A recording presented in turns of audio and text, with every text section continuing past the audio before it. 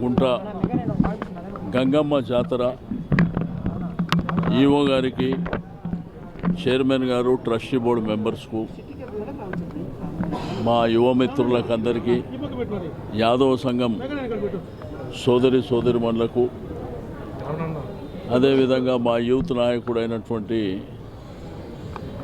శంకర్ గారికి, గంగమ్మ జాతర అనేది రాయలసీమలోనే ఈ తిరుపతిలో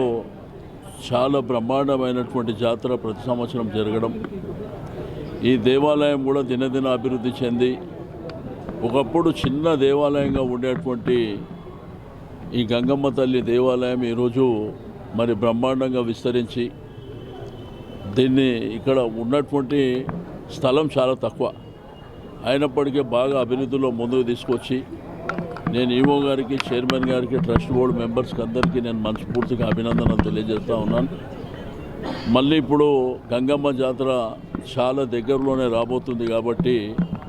ఏర్పాట్లు ఇప్పటి నుంచే మరి ఘనంగా చేయాలనేటువంటి సంకల్పంతో చేస్తున్నటువంటి చైర్మన్ గారు, మా ఈఓ గారు, అదేవిధంగా ట్రస్టీ బోర్డు మెంబర్స్కి అందరికీ అభినందనలు.